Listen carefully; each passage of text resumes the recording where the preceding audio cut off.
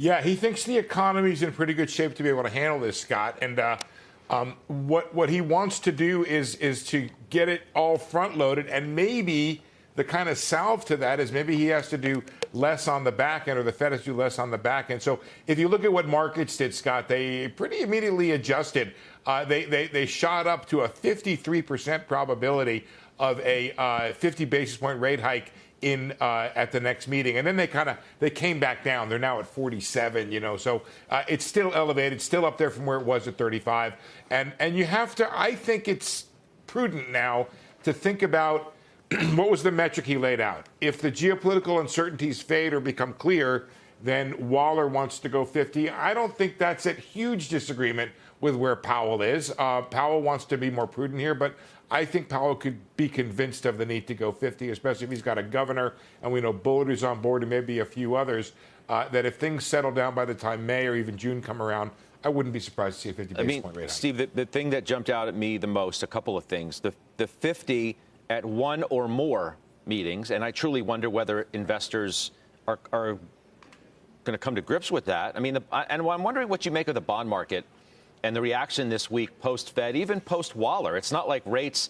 are moving higher that dramatically. 3s, 5s, 7s are now yielding as much as the 10-year. I'm noting that, and I'm not naive about that at all. That's the first thing. But what's your reaction there? And then I'll give you the second thing that caught my eye. Well, you got the 5, the 7 is inverted to the 10. The 20 is inverted to the 30. I think Santelli described it as all kinds of traffic jams inside the bond market. I think that's a great way to put it. Look, the bond market has come a long way and is fairly priced in, not the worst case scenario for the Fed, but a pretty strong scenario of Fed rate hikes. That 2-year at, 190 I'm looking at now. It may have another percentage point to go, but doesn't have to go there right now. So it's come a long way. And I guess the idea on the back end is the market is concerned about growth on the back end and maybe the Fed going too far. I think that's a legitimate concern. And somewhere in the 50-50 range is this idea of, hey, we have a soft landing, and then, the possibility that maybe it's not a soft landing. You have Kashkari right now on the tape, Scott. I was just reading before the intro there while listening to your fabulous discussion at the same time. Kashkari did a mea culpa on getting inflation wrong.